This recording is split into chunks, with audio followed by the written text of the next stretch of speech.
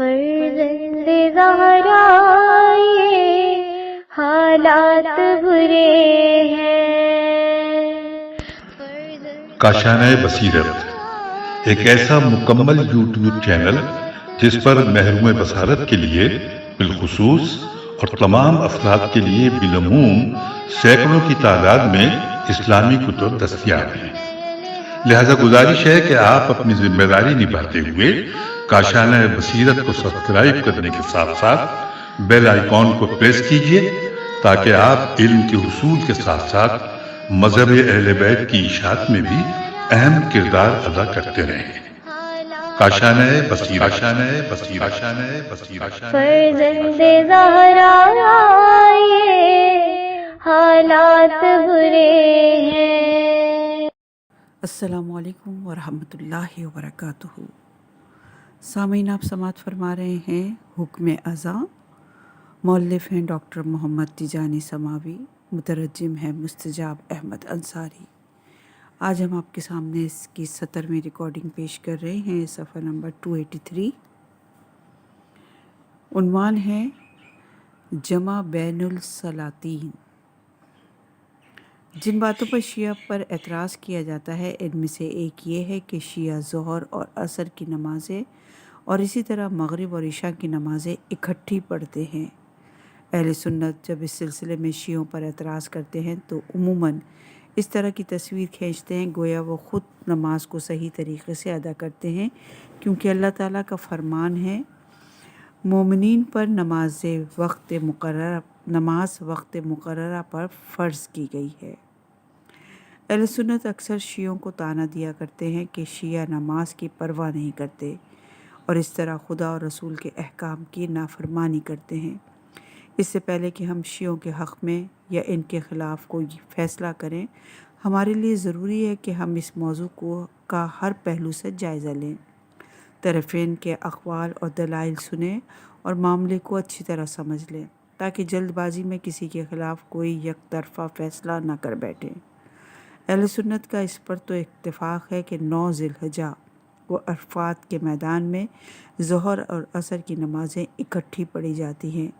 ان کو جمع تقدیم کہتے ہیں، اور مزدلفہ میں مغرب اور عشاء کی نمازیں اکٹھا پڑھی جاتی ہیں، اسے جمع تاخیر کہا جاتا ہے۔ یہاں تک تو شیعہ سنی کیا تمام ہی فرقوں کا اتفاق ہے۔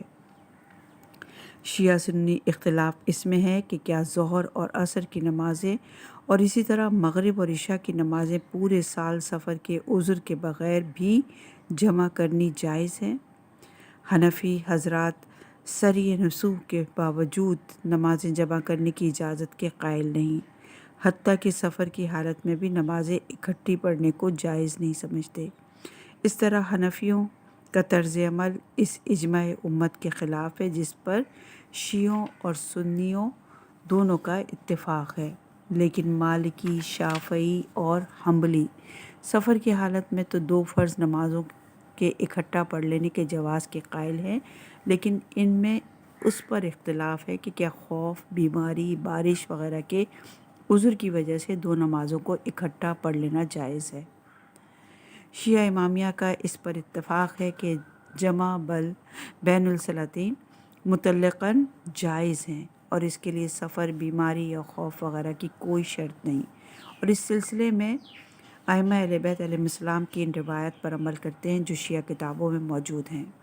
ہمارے لیے ضروری ہے کہ ہم شیعہ موقف کو شک کی نگاہ سے دیکھیں، کیونکہ جب بھی اہل سنت ان کے طریقے کے خلاف کوئی دلیل پیش کرتے ہیں وہ اس سے یہ کہہ کر رد کر دیتے ہیں کہ انہیں تو ائمہ اہل بیت نے خود تعلیم دی اور ان کی تمام مشکلات کو حل کیا ہے، اور اس پر فخر کرتے ہیں کہ وہ ان ائمہ معصومین کی پیروی کرتے ہیں جو قرآن و سنت کا پورا علم رکھتے ہیں۔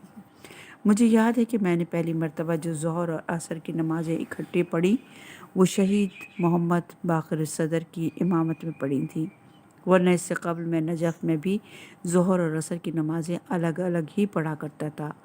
آخر مبارک دن بھی آ گیا جب میں آیت اللہ صدر کے ساتھ ان کے گھر سے اس مسجد میں گیا جہاں وہ اپنے مقلدین کو نماز پڑھایا کرتے تھے۔ ان کے مقلدین نے میرے لیے احتراماً عین ان کے پیچھے جگہ چھوڑ دی۔ جب ظہر کی نماز ختم ہو گئی اور عصر کی جماعت کھڑی ہوئی تو میرے جی میں نے کہا کہ اب یہاں سے نکل چلو، لیکن میں دو وجہ سے ٹھہرا رہا۔ ایک تو سید صدر کی ہیبت تھی، جس خشوع سے وہ نماز پڑھا رہے تھے، میرا دل چاہتا تھا کہ وہ نماز پڑھاتے ہی رہیں۔ دوسری وجہ یہ تھی کہ جس جگہ میں تھا وہ جگہ اور سب نمازیوں کی نسبت ان سے زیادہ قریب تھی۔ مجھے ایسا محسوس ہو رہا تھا جیسے کسی زبردست طاقت نے مجھے ان کے ساتھ باندھ دیا ہو۔ نماز سے فارغ ہوتے ہوئے تو لوگ ان سے سوالات پوچھنے کے لیے امٹ پڑے۔ ان کے پیچھے بیٹھا رہا، لوگوں کے سوال اور ان کے جواب سنتا رہا۔ بعض سوال جواب بہت آہستہ ہونے کی وجہ سے میں سمجھ نہیں پایا، لیکن مجھے شرم آ رہی تھی کہ میں ان پر اور زیادہ بوجھ بننا نہیں چاہتا تھا۔ اس کے بعد وہ مجھے کھانا کھلانے کے لیے اپنے گھر لے گئے۔ وہاں جا کر مجھے معلوم ہوا کہ اس دعوت کا خاص مہمان اور میر محفل میں ہی ہوں۔ میں نے اس موقع کو غنیمت سمجھتے ہوئے جمع بین الصلاتین کے بارے میں دریافت کیا۔ آیت اللہ سید محمد باقر الصدر نے جواب دیا، ہمارے یہاں ائمہ معصومین علیہ السلام سے بہت سی روایات ہیں کہ رسول اللہ صلی اللہ علیہ وآلہ وسلم نے یہ نماز پڑھی، یعنی ظہر اور عصر کی نمازوں کو جمع کیا، اور اسی طرح مغرب اور عشاء کی نمازوں کو جمع کیا، اور یہ نمازیں خوف یا سفر کی وجہ سے نہیں بلکہ امت سے حرج دور کرنے کے لیے اکٹھا پڑھی۔ میں نے کہا، میں حرج کا مطلب نہیں سمجھا۔ آیت شریف میں بھی ہے، وَمَا جَعَلَ لَكُمْ فِي الدِّينِ مِنْ حَرْج۔ سید صدر نے کہا، اللہ سبحانہ تعالیٰ کو ہر شے کا علم ہے۔ اسے معلوم تھا کہ بعد کے زمانے میں وہ چیزیں ہوں گی جنہیں ہمارے یہاں پبلک ڈیوٹیز کہا جاتا ہے، اور پھر اس طرح کی سرکاری ملازمتیں جیسے گارڈ، پولیس، فوج، پبلک اداروں میں کام کرنے والے ملازمین، حتیٰ کہ طلباء اور اساتذہ بھی۔ اگر دین ان سب کو 5 متفرق اوقات میں نماز پڑھنے کا پابند کرے تو یقیناً ان کے لیے تنگی و پریشانی ہوگی۔ اس لیے رسول اللہ صلی اللہ علیہ وآلہ وسلم کے پاس وحی آئی کہ وہ 2 فرض نمازیں ایک وقت میں پڑھا دیں تاکہ نماز کے اوقات 5 کے بجائے 3 ہو جائیں۔ یہ صورت مسلمانوں کے لیے زیادہ سہل تھی اور اس میں کوئی حرج یعنی تنگی نہیں تھی۔ میں نے کہا، لیکن سنت نبوی قرآن کو تو منسوخ نہیں کر سکتی۔ سید صدر نے کہا، میں نے کب کہا کہ سنت نے قرآن کو منسوخ کر دیا؟ لیکن اگر کسی چیز کو سمجھنے میں دقت ہو تو سنت قرآن کی تفسیر اور توضیح تو کر سکتی ہے۔ میں نے کہا کہ اللہ سبحانہ تعالیٰ کہتا ہے، ان الصلاۃ کانت علی المؤمنین کتاباً موقوتاً، اور مشہور حدیث ہے کہ جبرائیل علیہ السلام رسول اللہ صلی اللہ علیہ وآلہ وسلم کے پاس آئے اور آپ نے دن رات میں 5 وقت نماز پڑھی۔ اسی پر ان نمازوں کے نام ظہر، عصر، مغرب، عشاء اور فجر رکھے گئے۔ سید صدر نے کہا کہ ان الصلاۃ کانت علی المؤمنین کتاباً موقوتاً کی تفسیر رسول اللہ صلی اللہ علیہ وآلہ وسلم نے 2 طرح سے کی ہے، الگ الگ نمازوں سے بھی اور جمع بین الصلاتین سے بھی۔ اس لیے آیت کا مطلب یہ ہوا کہ یہ 5 نمازیں 5 مختلف اوقات میں بھی پڑھی جا سکتی ہیں اور 3 اوقات میں بھی جمع کی جا سکتی ہیں۔ دونوں صورتوں میں وہ صحیح وقت پر ادا ہوں گی۔ میں نے کہا، قبلہ میں سمجھا نہیں۔ اللہ تعالیٰ نے پھر کتاباً موقوتاً کیوں کہا؟ سید صدر مسکرائے، آپ کا خیال ہے کہ مسلمان حج میں وقت پر نماز نہیں پڑھتے؟ کیا وہ اس وقت احکام الہی کی خلاف ورزی کرتے ہیں جب وہ عرفات میں ظہر اور عصر کی نماز کے لیے اور مزدلفہ میں مغرب اور عشاء کی نماز کے لیے رسول اللہ کی پیروی میں جمع ہوتے ہیں؟ میں نے ذرا سوچ کر کہا، شاید ایسا عذر کی وجہ سے ہو، حجاج تھک جاتے ہیں، اس لیے اللہ نے اس موقع پر ان کے لیے کچھ سہولت دی۔ سید صدر نے کہا، یہاں بھی اللہ تعالیٰ اس امت کے متاخرین سے تنگی دور کر دی اور دین کو آسان بنا دیا۔ میں نے کہا، آپ نے ابھی کہا کہ اللہ تعالیٰ نے اپنے نبی کے پاس وحی بھیجی کہ 2 وقت کی فرض نمازیں ایک وقت میں پڑھائیں تاکہ نمازوں کے وقت 5 کی بجائے 3 ہو جائیں تو یہ اللہ نے کس آیت میں کہا؟ سید صدر نے جواب دیا، کون سی آیت میں اللہ تعالیٰ نے اپنے رسول کو حکم دیا کہ 2 نمازیں عرفات میں اور 2 مزدلفہ میں جمع کریں، اور 5 وقتوں کا کس آیت میں ذکر ہے؟ میں اس دفعہ خاموش ہو گیا، کوئی اعتراض نہیں کیا، میں مطمئن ہو چکا تھا۔ سید صدر نے مزید کہا، اللہ تعالیٰ نے اپنے نبی کو جو وحی بھیجتا ہے ضروری نہیں کہ وہ قرآن میں ہی ہو اور وہ وحی مطلوع ہی ہو۔ سورہ کہف کی آیت نمبر 119 میں ارشاد باری تعالیٰ ہے، آپ کہہ دیجئے اگر سب سمندر میرے پروردگار کی باتوں کے لکھنے کے لیے روشنائی بن جائیں تو سمندر ختم ہو جائیں گے، مگر میرے پروردگار کی باتیں ختم نہیں ہوں گی اگرچہ ہم ایسا ہی اور سمندر اس کی مدد کے لیے لے آئیں۔ جسے ہم سنت نبوی کہتے ہیں وہ بھی وحی الہی ہے، اسی لیے اللہ سبحانہ و تعالیٰ نے کہا کہ جس کا رسول تمہیں حکم دیں اس پر عمل کرو اور جس سے منع کریں اس سے باز رہو۔ بلفظ دیگر جب رسول اللہ صحابہ کو کسی کام کا حکم دیتے تھے یا کسی کام سے منع کرتے تھے تو صحابہ کو یہ حق نہیں تھا کہ وہ آپ پر کوئی اعتراض کرتے یا آپ سے یہ مطالبہ کرتے کہ کلام اللہ کی کوئی آیت پیش کریں، اور آپ کے حکم کی تعمیل یہ سمجھ کر کرتے تھے کہ آپ جو کچھ بھی فرماتے ہیں وہ وحی الہی ہوتا ہے۔ سید باقر صدر نے ایسی باتیں بتلائیں کہ میں حیران رہ گیا۔ اس سے پہلے میں ان حقائق سے ناواقف تھا۔ میں نے جمع بین الصلاتین کے موضوع سے متعلق ان سے مزید پوچھا، قبلہ کیا ایسا ہو سکتا ہے کہ کوئی مسلمان 2 نمازیں ضرورت کی صورت میں جمع کر لے؟ 2 نمازوں کا جمع کرنا ہر حالت میں جائز ہے، ضرورت ہو یا نہ ہو۔ میں نے کہا اس کے لیے آپ کے پاس کیا دلیل ہے؟ انہوں نے کہا کہ اس کی دلیل یہ ہے کہ رسول اللہ صلی اللہ علیہ وآلہ وسلم نے مدینے میں 2 فرض نمازوں کو جمع کیا اور اس وقت آپ سفر میں نہ تھے، نہ کوئی خوف تھا، نہ بارش ہو رہی تھی اور نہ کوئی ضرورت تھی، صرف ہم لوگوں سے تنگی رفع کے لیے آپ نے 2 نمازوں کو اکٹھا پڑھا، اور یہ بات ہمارے یہاں ائمہ اطہار کے واسطے سے بھی ثابت ہے اور آپ کے یہاں بھی ثابت ہے۔ مجھے بہت تعجب ہوا، ہمارے یہاں کیسے ثابت ہے؟ میں نے آج تک نہیں سنا، اور نہ میں نے اہل سنت والجماعت کو ایسا کرتے دیکھا، بلکہ وہ تو کہتے ہیں کہ اگر اذان سے 1 منٹ پہلے بھی نماز پڑھ لی جائے تو نماز باطل ہے، چہ جائے کا گھنٹوں پہلے عصر کی نماز ظہر کے ساتھ یا عشاء کی نماز مغرب کے ساتھ پڑھ لی جائے۔ یہ بات بالکل غلط معلوم ہوتی ہے۔ آیت اللہ صدر میری حیرت کو بھانپ گئے۔ انہوں نے ایک طالب علم کو آہستہ سے کچھ کہا، وہ اٹھ کر پلک جھپکتے میں 2 کتابیں لے آیا۔ معلوم ہوا کہ ایک صحیح بخاری ہے اور دوسری صحیح مسلم۔ آقا صدر نے اس طالب علم سے کہا کہ وہ مجھے جمع بین الفریضتین سے متعلق حدیث دکھائے۔ میں نے خود صحیح بخاری میں پڑھا کہ رسول اللہ صلی اللہ علیہ وآلہ وسلم نے ظہر اور عصر کی نمازوں کو اسی طرح مغرب اور عشاء کی نمازوں کو جمع کیا۔ صحیح مسلم میں تو بغیر خوف، بغیر بارش اور بغیر سفر کے 2 نمازوں کو جمع کرنے کے بارے میں پورا ایک باب ہے۔ میں اپنے تعجب اور حیرت کو نہ چھپا سکا، مگر پھر بھی مجھے شک ہوا کہ شاید بخاری اور مسلم جو ان کے پاس ہے ان میں کچھ جعل سازی کی گئی ہو۔ میں نے اپنے دل میں ارادہ کر لیا کہ تیونس جا کر میں ان کتابوں کو پھر دیکھوں گا۔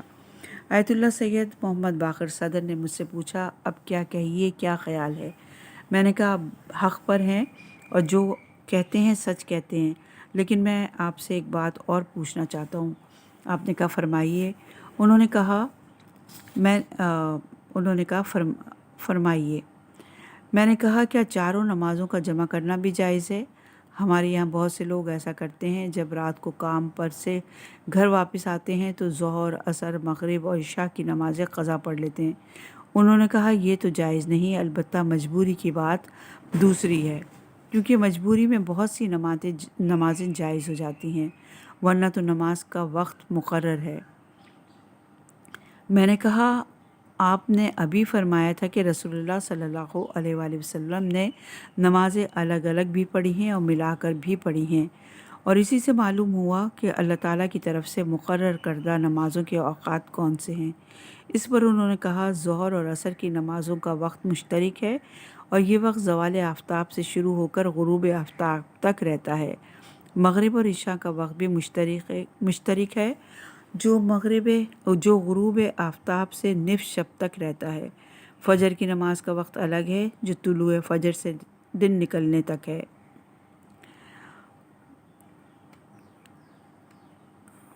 جو اس کے خلاف کرے گا وہ اس آیت کریمہ کی خلاف ورزی کرے گا کہ اِنَّ الصَّلَاةَ كَانَتْ عَلَى الْمُؤْمِنِينَ كِتَابًا مَوْقُوتًا۔ اس لیے یہ ممکن نہیں کہ ہم مثلاً صبح کی نماز طلوع فجر سے پہلے پڑھ لیں یا دن نکلنے کے بعد پڑھیں۔ اسی طرح یہ بھی ممکن نہیں کہ ظہر اور عصر کی نماز زوال سے پہلے یا غروب آفتاب کے بعد پڑھیں، یا مغرب اور عشاء کی نمازیں غروب سے پہلے یا آدھی رات کے بعد پڑھیں۔ میں نے آقا صدر کا شکریہ ادا کیا، گو مجھے ان کی باتوں سے پورا اطمینان ہو گیا تھا، لیکن میں نے نمازوں کو جمع کرنا اور اس وقت شروع کیا جب میں تیونس واپس آ کر تحقیق و مطالعے میں پوری طرح مشغول ہو گیا، اور میری آنکھیں کھل گئیں جب بین سلاطین کے بارے میں شہید صدر سے جو گفتگو رہی۔ یہ اس کی داستان ہے، اور یہ داستان میں نے 2 وجہ سے بیان کی۔ ایک تو یہ کہ میرے اہل سنت بھائیوں کو یہ معلوم ہو جائے کہ جو علماء واقعی انبیاء کے وارث ہیں ان کا اخلاق کیسا ہوتا ہے۔ دوسرے یہ بھی احساس ہو جائے کہ ہمیں یہ تو معلوم نہیں کہ ہماری حدیث کی معتبر کتابوں میں کیا لکھا ہے، ہم ایسی باتوں پر دوسروں کو برا بھلا کہتے ہیں جن کی صحت کے ہم خود قائل ہیں اور جن کو ہم صحیح سنت نبوی تسلیم کرتے ہیں۔ اس کا مطلب یہ ہوا کہ ہم ان باتوں کا مذاق اڑاتے ہیں جن پر خود رسول اللہ صلی اللہ علیہ وآلہ وسلم نے عمل کیا تھا، اور اس کے باوجود دعویٰ ہمارا یہ ہے کہ ہم اہل سنت ہیں۔ میں پھر اصل موضوع کی طرف لوٹتا ہوں۔ ہاں، تو میں کہہ رہا تھا کہ ہمیں شیعوں کے اقوال کو شک کی نظر سے دیکھنا ہوگا، کیونکہ وہ اپنے ہر عقیدے اور عمل کی سند ائمہ اہل بیت سے لاتے ہیں۔ ممکن ہے یہ نسبت صحیح نہ ہو، لیکن ہم اپنی صحہ میں تو شک نہیں کر سکتے۔ ان کی صحت تو ہمیں تسلیم ہے، اور اگر ہم ان میں بھی شک کرنے لگیں تو میں یہ نہیں کہہ سکتا کہ پھر ہمارے پاس دین میں سے کچھ باقی بچے گا بھی کہ نہیں۔ اس لیے تحقیق کرنے والوں کے لیے ضروری ہے کہ وہ انصاف سے کام لیں اور تحقیق سے اس کا مقصد رضا الہی کا حصول ہو۔ اس طرح امید ہے کہ اللہ تعالیٰ ضرور صراط مستقیم کی طرف رہنمائی فرمائے گا، اس کے گناہوں کو بخش دے گا اور اسے جنت نعیم میں داخل کرے گا۔ اور یہ ہے وہ روایات جو جمع بین السلاطین کے بارے میں علماء اہل سنت نے بیان کی ہیں۔ ان کو پڑھ کر آپ کو یقین ہو جائے گا کہ جمع بین السلاطین کوئی شیعہ بدعت نہیں ہے۔ امام احمد بن حنبل نے اپنی مسند میں ابن عباس سے روایت کی کہ رسول اللہ صلی اللہ علیہ وآلہ وسلم نے جب وہ مدینے میں مقیم تھے، مسافر نہیں تھے، 7 اور 8 رکعتیں پڑھیں، اور یہ روایت امام احمد بن حنبل کی مسند جلد نمبر 1 صفحہ نمبر 221 پر موجود ہے۔ امام مالک نے موطا میں ابن عباس سے روایت بیان کی ہے۔ وہ کہتے ہیں کہ رسول اللہ صلی اللہ علیہ وآلہ وسلم نے بغیر خوف اور سفر کے ظہر اور عصر کی نمازیں اکٹھا پڑھی اور مغرب اور عشاء کی اکٹھا، اور یہ روایت امام مالک کی موطا شرح الحوالق جلد نمبر 1 صفحہ نمبر 160 میں موجود ہے۔ اسی طرح صحیح مسلم میں باب الجمع بین السلاطین فی الحضر میں ابن عباس سے روایت ہے کہ رسول اللہ صلی اللہ علیہ وآلہ وسلم نے بغیر خوف اور سفر کے ظہر اور عصر کی نمازیں اکٹھا پڑھی اور مغرب اور عشاء کی اکٹھا پڑھی۔ صحیح مسلم میں ابن عباس ہی سے روایت ہے کہ رسول اللہ صلی اللہ علیہ وآلہ وسلم نے مدینے میں بغیر خوف اور بغیر بارش کے ظہر، عصر، مغرب اور عشاء کی نمازیں اکٹھی پڑھی۔ راوی کہتا ہے کہ میں نے ابن عباس سے پوچھا کہ رسول اللہ صلی اللہ علیہ وآلہ وسلم نے ایسا کیوں کیا؟ ابن عباس نے کہا، اپنی امت کو تنگی سے بچانے کے لیے۔ اسی باب میں صحیح مسلم کی ایک اور روایت سے معلوم ہوتا ہے کہ جمع بین السلاطین کی سنت صحابہ میں مشہور تھی اور اس پہ صحابہ عمل بھی کرتے تھے۔ صحیح مسلم کے اسی باب کی روایت میں ہے کہ ایک روز ابن عباس نے عصر کے بعد خطبہ دیا۔ ابھی ان کا خطبہ جاری تھا کہ سورج ڈوب گیا، ستارے نکل آئے، لوگ بے چین ہو کر صلاۃ پکارنے لگے۔ بنی تمیم میں سے ایک گستاخ شخص الصلاۃ کہتا ہوا ابن عباس تک پہنچ گیا۔ ابن عباس نے کہا، تیری ماں مرے تو مجھے سنت سکھاتا ہے۔ میں نے رسول اللہ صلی اللہ علیہ وآلہ وسلم کو ظہر اور عصر اور مغرب اور عشاء کی نمازیں اکٹھی پڑھتے دیکھا ہے۔ ایک اور روایت میں یہ ہے کہ ابن عباس نے اس شخص سے کہا، تیری ماں مرے تو ہمیں نماز سکھاتا ہے؟ ہم رسول اللہ صلی اللہ علیہ وآلہ وسلم کے زمانے میں جمع بین الصلاتین کیا کرتے تھے۔ اور یہ روایت صحیح مسلم کی جلد نمبر 2 صفحہ نمبر 151 152 باب الجمع بین الصلاتین میں موجود ہے۔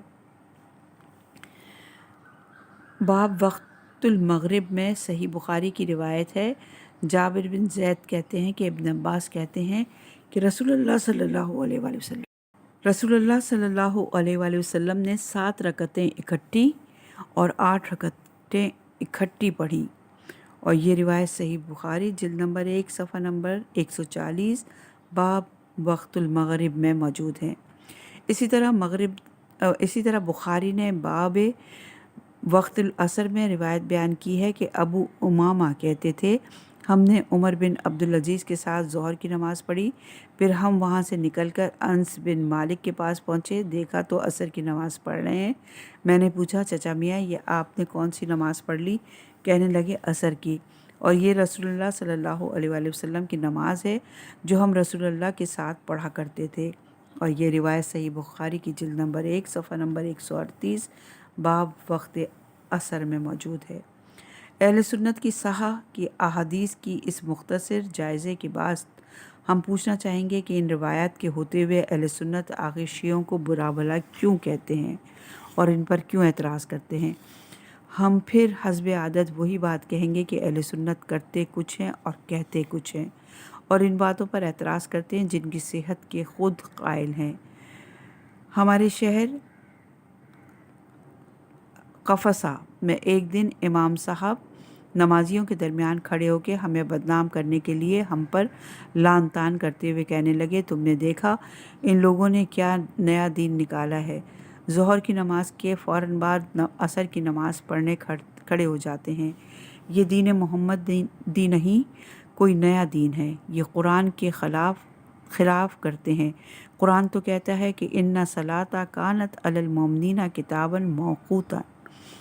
غرض امام صاحب نے کوئی ایسی گالی نہ چھوڑی جو انہوں نے ان لوگوں کو نہ دی ہو جو نئے نئے شیعہ ہوئے تھے۔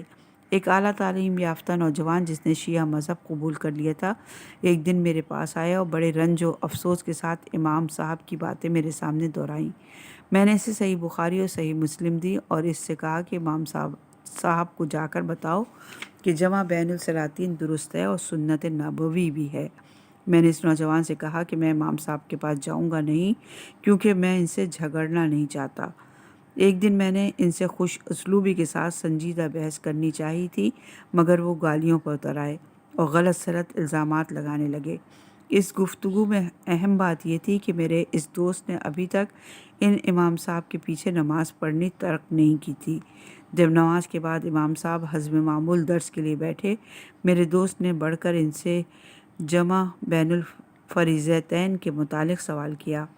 امام صاحب نے کہا، یہ شیعوں کی نکالی ہوئی بدعت ہے۔ میرے دوست نے کہا، لیکن یہ تو صحیح بخاری اور صحیح مسلم سے ثابت ہے۔ امام صاحب جھٹ بولے، بالکل غلط۔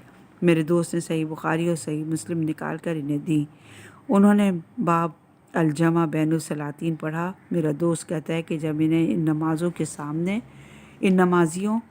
کے سامنے جو ان کا درس سنا کرتے تھے حقیقت معلوم ہوئی تو وہ چکرائے اور انہوں نے کتابیں بند کر کے مجھے واپس کر دی اور کہنے لگے، یہ رسول اللہ کی خصوصیت تھی، جب تم رسول اللہ صلی اللہ علیہ وآلہ وسلم کے درجے پر پہنچ جاؤ گے اس وقت اس طرح نماز پڑھنا۔ میرے دوست سمجھ گیا کہ جاہل متعصب شخص ہے اور اس طرح سے میرے دوست نے ان کے پیچھے نماز پڑھنا چھوڑ دی۔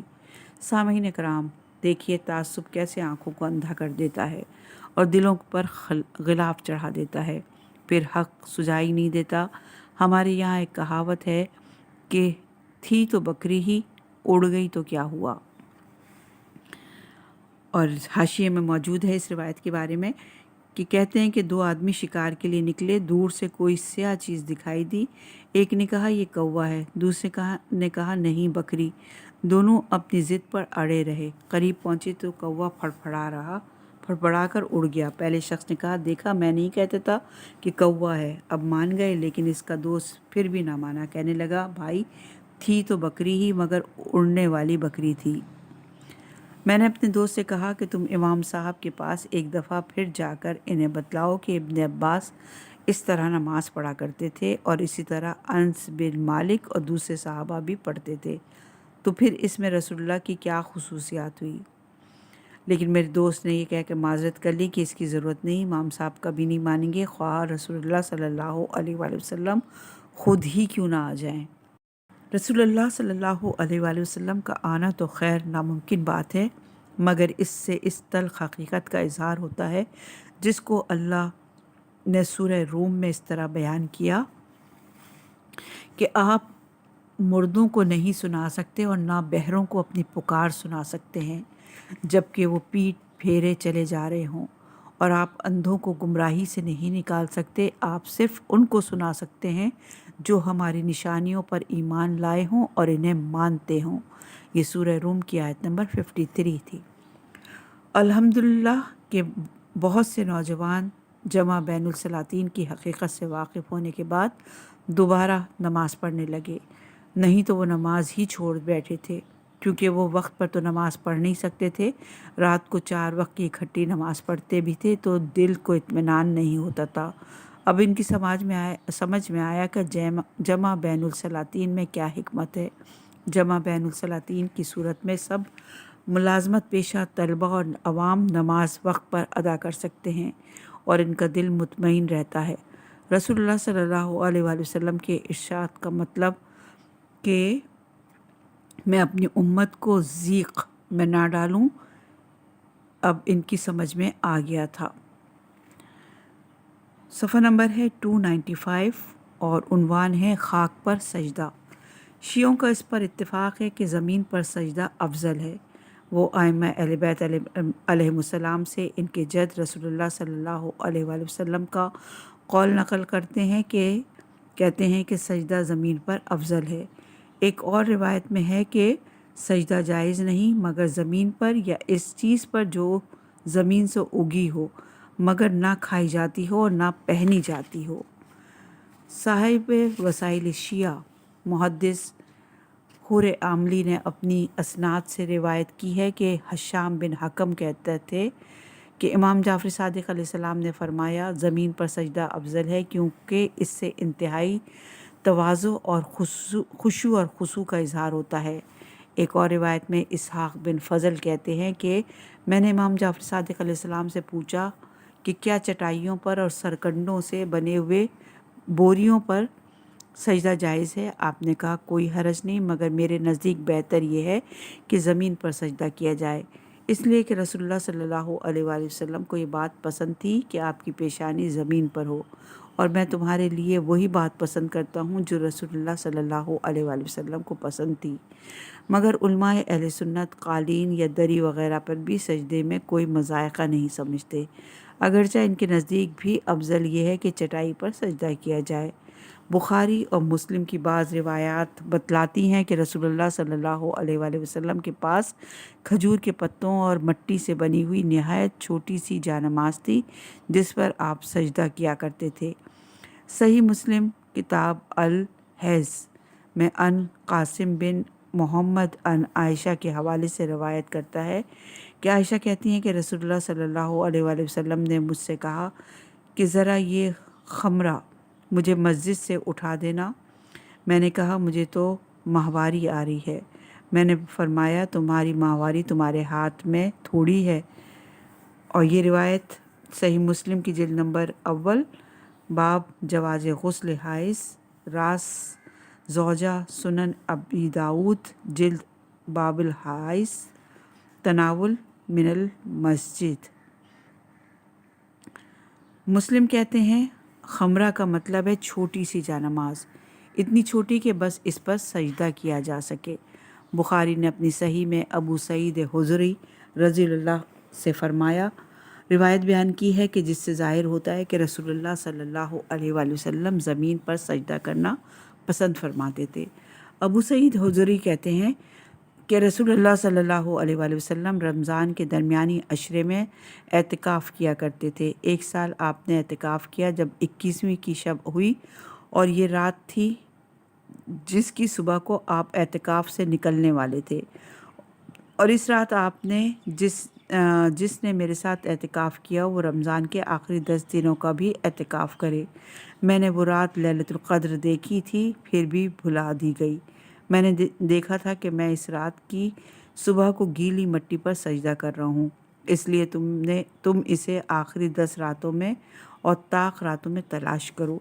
اس کے بعد اس رات بارش ہوئی، مسجد کھجور کی ٹہنیوں اور پتوں کی تو تھی ہی ٹپکنے لگی۔ میری آنکھوں نے 21 کی صبح کو رسول اللہ کی پیشانی پر گیلی مٹی کا نشان دیکھا، اور یہ روایت صحیح بخاری کی جلد نمبر 2 باب الاعتکاف فی العشر الاواخر میں موجود ہے۔ صحابہ بھی خود رسول اللہ صلی اللہ علیہ وآلہ وسلم کی موجودگی میں زمین پر ہی سجدہ کرنا پسند کرتے تھے۔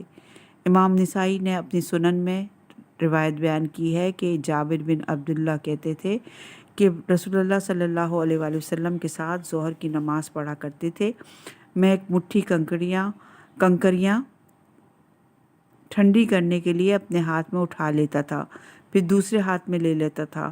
جب سجدہ کرتا تو انہیں وہاں رکھ دیتا جہاں پیشانی رکھنی ہوتی، اور یہ روایت سنن ابن نسائی جلد نمبر 2 باب تبرید الحاسی السجود علیہ میں موجود ہے۔ اس کے علاوہ رسول اللہ صلی اللہ علیہ وآلہ وسلم نے فرمایا، میرے لیے تمام زمین سجدہ کرنے اور پاک کرنے کا ذریعہ بنا دی گئی ہے، اور یہ روایت بھی صحیح بخاری کی جلد نمبر 1 کتاب التیمم میں موجود ہے۔ ایک اور حدیث نبوی میں آپ نے فرمایا، میرے لیے تمام زمین سجدگاہ اور اس کی خاک پاکی کا ذریعہ بنا دی گئی ہے۔ پھر کیا وجہ ہے کہ مسلمان شیعوں کے خلاف اس لیے ضد کرتے ہیں کہ شیعہ قالینوں کے بجائے مٹی پر سجدہ کرتے ہیں؟ یہاں تک کیسے نوبت پہنچی کہ شیعوں کی تکفیر کی گئی، انہیں برا بھلا کہا گیا اور ان پر بہتان باندھا گیا اور بت پرست کہا گیا۔ اگر شیعوں کی جیب یا سوٹ کیس میں سے خاک کربلا کی ٹکیا نکل آئے تو اتنی سی بات پر شیعوں کو سعودی عرب میں کیوں زد و کوب کیا جاتا ہے؟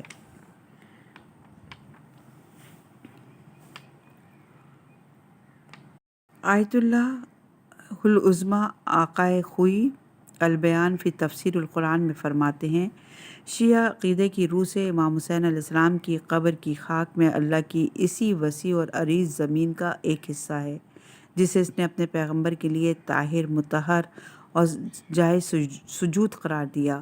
تاہم کیسی طاہر اور تقدس اور مقدس ہے وہ خاک جو جگر گوشہ رسول کو اپنی آغوش میں لیے ہوئے ہے اور جس میں جوانان بہشت کے سردار آرام فرما رہے ہیں۔ اس خاک کے پہلو میں وہ عظیم ہستی محو خواب ہے جس نے اپنے جد رسول اللہ صلی اللہ علیہ وآلہ وسلم کے مقصد کو زندہ کرنے، انسانوں کو آزادی دلانے اور ظلم و ستم کو مٹانے کے لیے اپنے فرزندوں، عزیزوں اور وفادار ساتھیوں کو راہ خدا میں قربان کر دیا۔ یہ خاک کربلا انسانوں کو راہ خدا میں جاں بازی اور فداکاری کا سبق سکھاتی ہے اور انہیں شرافت اور فضیلت کا درس دیتی ہے۔ ایک عدیم النظیر جگردوز تاریخی واقعے کی یاد ذہن انسانی میں تازہ کرتی ہے۔ انہی وجوہ کی بنا پر اس خاک کی ایک خاص اہمیت اور عظمت ہے اور اس پر سجدہ کرنا شرعاً صحیح ہے۔ اس سب کے علاوہ خاک کربلا کی فضیلت میں متعدد روایات رسول اللہ صلی اللہ علیہ وآلہ وسلم سے منقول ہیں جو شیعہ اور سنی دونوں ذرائع سے آتی ہیں۔ استاد شہید مرتضیٰ مطہری اپنی کتاب شہید میں فرماتے ہیں، جب رسول اللہ صلی اللہ علیہ وآلہ وسلم نے اپنی بیٹی بی فاطمۃ الزہرا کو مشہور تسبیحات 34 مرتبہ اللہ اکبر، 33 مرتبہ الحمدللہ اور 33 مرتبہ سبحان اللہ پڑھنے کو کہا تو حضرت حمزہ کی قبر پر گئیں اور تسبیح تیار کرنے کے لیے وہاں سے کچھ مٹی حاصل کی۔ اور ان کے اس فعل کی کیا اہمیت؟ اس کی اہمیت یہ ہے کہ شہید کی قبر متبرک ہے اور اس کے ارد گرد کی مٹی بھی متبرک ہے۔ انسان کو تسبیحات پڑھنے کے لیے ایک تسبیح کی ضرورت ہوتی ہے، اور اس مقصد کے لیے پتھر، لکڑی اور مٹی کی بنی ہوئی تسبیح استعمال کی جا سکتی ہے، لیکن ہم شہید کی قبر کے پاس کی مٹی کو ترجیح دیتے ہیں، اور اس سے ہمارا مقصد شہید کی تعظیم بجا لانا ہوتا ہے۔ کیا یہی وہ اسلام ہے جو ہمیں حکم دیتا ہے کہ ہم ایک دوسرے کا احترام کریں اور کسی کلمہ گو موحد مسلمانوں کی جو نماز پڑھتا ہو، زکوٰۃ دیتا ہو، رمضان کے روزے رکھتا ہو اور بیت اللہ کا حج کرتا ہو توہین نہ کریں؟ کیا کوئی شخص بے قائم ہوش اور حواس یہ تصور کر سکتا ہے کہ اگر بعض لوگوں کا یہ الزام درست ہوتا کہ شیعہ پتھروں کی پوجا کرتے ہیں تو کوئی شیعہ اتنی تکلیف اٹھا کر اور اتنا مالی بوجھ اٹھا کر حج بیت اللہ زیارت قبر رسول کے لیے نہ آتا؟ کیا اہل سنت آیت اللہ سید محمد باقر صدر شہید کے اس قول سے مطمئن نہیں ہو سکتے؟ جب میں نے اپنی پہلی کتاب تجلی میں نقل کیا ہے کہ جب میں نے ان سے خاک کربلا پر سجدے کے بارے میں پوچھا تو انہوں نے کہا کہ ہم مٹی پر اللہ کو سجدہ کرتے ہیں۔ مٹی پر سجدہ کرنے میں اور مٹی کو سجدہ کرنے میں بہت فرق ہے۔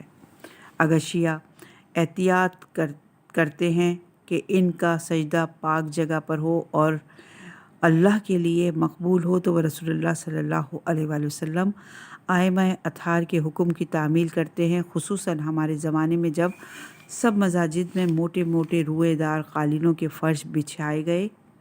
ان قالینوں میں سے بعض کی بناوٹ میں ایسا مواد استعمال کیا جاتا ہے جس سے عام مسلمان ناواقف ہیں۔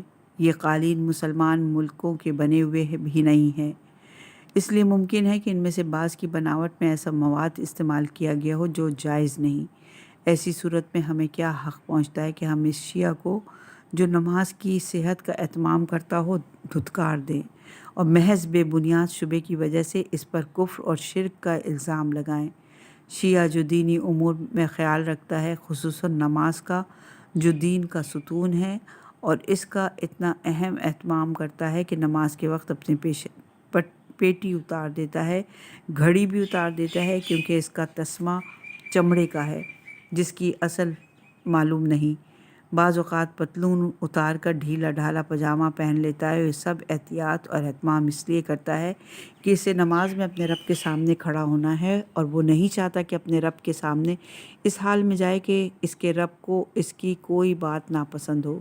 کیا ایسا شیعہ اس بات کا مستحق ہے کہ اس کا مذاق اڑایا جائے، اس سے نفرت کی جائے، اور وہ اس قابل ہے کہ اس کا احترام کیا جائے، اس کی تعظیم کی جائے، کیونکہ وہ شاعر اللہ کی تعظیم کرتا ہے جو تقویٰ کی بنیاد ہے؟ اللہ کے بندو، اللہ سے ڈرو اور صحیح بات کہو۔ سورہ نور کی آیت نمبر 15 کو بیان کرتے ہیں کہ اگر تم پر اللہ کا فضل و کرم نہ ہوتا دنیا میں بھی اور آخرت میں بھی تو جس مشغلے میں تم پڑے تھے اس میں تم پر سخت عذاب نازل ہوتا، اس وقت جب تم اس کو اپنی زبانوں سے دہرا رہے تھے اور اپنے منہ سے جو کچھ کہہ رہے تھے جس کا تمہیں علم نہیں تھا، اور تم اس کو معمولی بات سمجھتے تھے، حالانکہ وہ اللہ کے نزدیک بہت بڑی بات تھی۔ صفحہ نمبر ہے 301، عنوان ہے رجت۔ رجت ان مسائل میں سے ہے جن کے صرف شیعہ قائل ہیں۔ میں نے حدیثی کتابوں میں ڈھونڈا مگر مجھے اس کا کہیں ذکر نہیں ملا۔ بعض صوفی عقائد میں البتہ ایسی چیزیں ہیں جن کا تعلق معنی بات سے ہے۔ جو ان باتوں کو نہ مانے وہ کافر نہیں ہوتا، کیونکہ ایمان نہ ان امور کے ماننے پر موقوف ہے، نہ ان پر اعتقاد سے ایمان کی تکمیل ہوتی ہے۔ زیادہ واضح الفاظ میں یوں کہہ سکتے ہیں کہ ان کے ماننے یا ماننے سے کوئی نفع ہوتا ہے نہ نقصان۔ یہ صرف روایات ہیں جن کو شیعہ ائمہ اطہار سے روایت کرتے ہیں۔ اللہ سبحانہ بعض مومنین، بعض مجرمین اور مفسدین کو زندہ کرے گا تاکہ مومنین آخرت سے پہلے دنیا ہی میں اپنے دشمنوں سے انتقام لے لیں۔ اگر یہ روایتیں صحیح ہیں اور شیعوں کے نزدیک تو یہ صحیح اور متواتر ہیں، جب بھی ہم یہ اہل سنت کو پابند نہیں بناتی کہ ہم انہیں کہتے ہیں کہ ان پر اعتماد رکھنا چاہیے۔ اس لیے واجب ہے کہ اہل بیت نے انہیں رسول اللہ صلی اللہ علیہ وآلہ وسلم سے روایت کیا ہے، ہرگز نہیں، کیونکہ ہم نے بحث میں انصاف اور بے تعصبی کا عہد کیا ہوا ہے۔ اس لیے ہم اہل سنت کو انہی روایت کا پابند سمجھتے ہیں جو ان کی اپنی حدیث کی معتبر کتابوں میں موجود ہیں۔ چونکہ رجت کی احادیث ان کی اپنی کتابوں میں نہیں آئی ہیں، اس لیے وہ ان کو قبول نہ کرنے میں آزاد ہیں۔ اور یہ بھی جب ہے کہ جب کوئی شیعہ ان روایات کو ان پر مسلط کرنے کی کوشش کرے، لیکن شیعہ کسی کو رجت کا قائل ہونے پر مجبور نہیں کرتے، اور نہ وہ یہ کہتے ہیں کہ جو رجت کا قائل نہیں وہ کافر ہے۔ اس لیے کوئی وجہ نہیں کہ شیعہ جو رجت کے قائل ہیں ان کو اس قدر برا بھلا کہا جائے کہ ان کے خلاف اس قدر شور و غوغا برپا کیا جائے۔ شیعہ مسئلہ رجت کا ان روایات سے استدلال کرتے ہیں جو ان کے نزدیک ثابت ہیں اور جن کی تائید بعض آیات سے بھی ہوتی ہے۔ سورہ نمل کی آیت نمبر 83 میں ارشاد ہوتا ہے، اور جس دن ہم ہر امت میں سے ایک ایک گروہ ان لوگوں کا جمع کریں گے جو ہماری آیتوں کو جھٹلایا کرتے تھے، اور ان کی صف بندی کی جائے گی۔ تفسیر قمی میں ہے کہ امام جعفر صادق علیہ السلام نے اپنے اصحاب سے پوچھا کہ لوگ اس آیت کے بارے میں کیا کہتے ہیں کہ وَيَوْمَ نَحْشُرُ مِنْ كُلِّ أُمَّةٍ فَوْجًا۔ حماد کہتے ہیں کہ میں نے کہا لوگ کہتے ہیں کہ اس کا تعلق روز قیامت سے ہے۔ امام علیہ السلام نے کہا یہ بات نہیں، یہ آیت رجت کے بارے میں ہے۔ قیامت میں کیا اللہ تعالیٰ ہر امت میں سے صرف ایک ایک گروہ کو اکٹھا کرے گا اور باقی کو چھوڑ دے گا؟ قیامت کے بارے میں دوسری آیت ہے سورہ کہف کی آیت نمبر 47، اور ہم ان سب کو جمع کریں گے اور ان میں سے کسی کو بھی نہ چھوڑیں گے۔ شیخ محمد رضا مظفر کی کتاب عقائد الامامیہ میں ہے کہ اہل بیت علیہم السلام سے جو روایات آئی ہیں ان کی بنا پر شیعوں کا عقیدہ یہ ہے کہ اللہ تعالیٰ مردوں میں سے کچھ اسی دنیا میں زندہ کرے گا، ان کی شکلیں وہی ہوں گی جو ان کی زندگی میں تھیں، پھر ان میں سے ایک گروہ کو عزت دے گا اور ایک گروہ کو ذلیل کرے گا۔ اس وقت حق پرست باطل پرستوں سے اور مظلوم ظالموں سے بدلہ لیں گے۔ بدلہ لینے کا یہ واقعہ قائم آل محمد علیہ السلام کے ظہور کے بعد ہوگا۔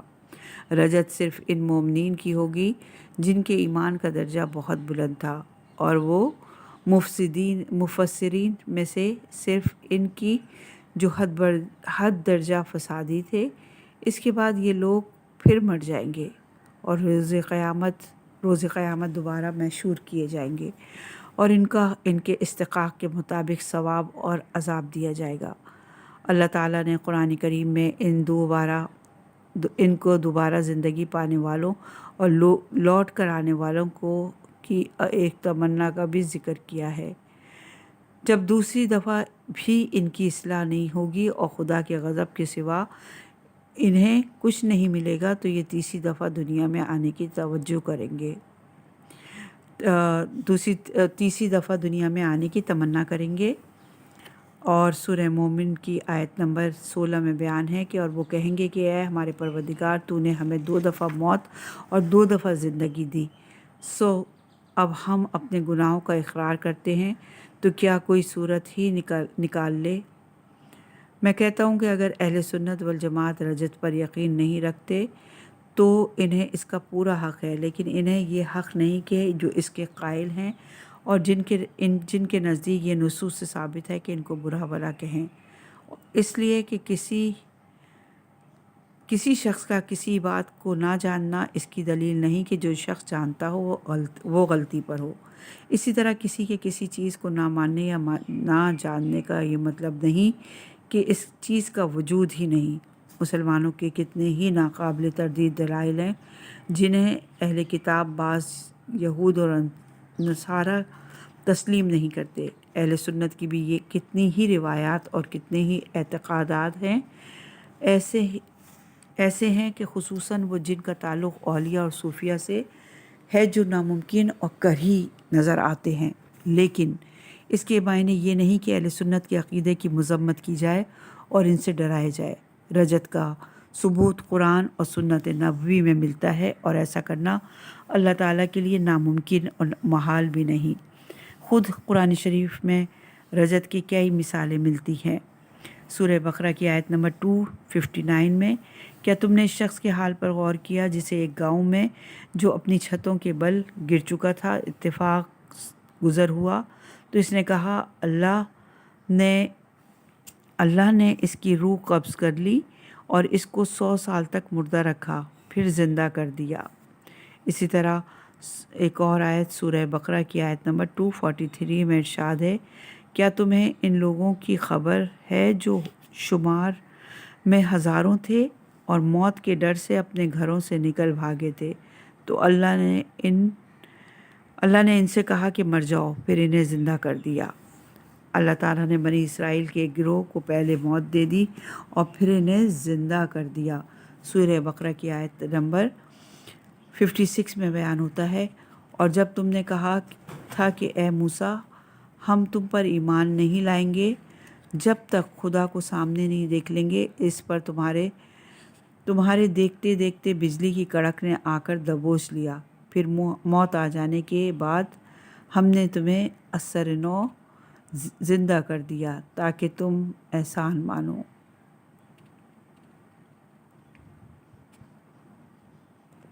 असहाब कहफ 300 साल से ज़्यादा गार में मुर्दा पड़े रहे। सूरह कहफ में की आयत नंबर 12 में इरशाद बारी ताला है, फिर हमने इन्हें ज़िंदा करके उठाया ताकि मालूम करें कि इन दोनों गिरोहों में से कौन सा गिरोह इस हालत में रहने की मुद्दत से ज़्यादा वाकिफ़ है। देखिए, किताब अल्लाह कहती है कि साबका उम्मतों में रजत के वाक़यात होते रहे हैं, तो उम्मत मुहम्मदिया में भी ऐसे किसी वाक़े का वक़ू पज़ीर होना नामुमकिन नहीं है, खुसूसन जबकि आइम्मा अहले बैत इसकी ख़बर दे रहे हों जो सच्चे हैं और बाखबर हैं। बास बेजा दखल अंदाजी करने वाले कहते हैं कि रजत को तस्लीम करना नताइज को तस्लीम करने के मुतरादिफ है, जो कि कुफ़ार का अक़ीदा है। ज़ाहिर है कि ये बात बिल्कुल गलत है और इसका मकसद महज शियों पर इल्ज़ाम तराशी और इन्हें बदनाम करना है। तनासुख के मानने वाले ये नहीं कहते कि इंसान इसी जिस्म, इसी रूह और इसी शक्ल के साथ दुनिया में वापस आता है, बल्कि वो ये कहते हैं कि एक आदमी जो मर जाता है, इसकी रूह एक दूसरे इंसान के जिस्म में जो दोबारा पैदा होता है दाखिल हो जाती है, बल्कि इसकी रूह किसी जानवर के जिस्म में भी दाखिल हो सकती है। जैसा कि ज़ाहिर है कि यह अक़ीदा इसी इस्लामी अक़ीदे से बिल्कुल मुख्तलिफ है, जिसके मुताबिक अल्लाह ताला मुर्दों को इसी जिस्म और इसी रूह के साथ उठाता है। रुजत का तनासुख से क़तन कोई ताल्लुक़ नहीं, ये इन जाहिलों का कहना है जो शिया और शियोई में से तमीज़ नहीं कर सकते। और यहाँ हाशिए में शियोई, अच्छा हम इसका हिज्जे करते हैं कि शीन के ऊपर पेश, ये के ऊपर पेश, वाव, एन, ज़ेर और ये शियोई के मायने हैं कम्युनिज़म।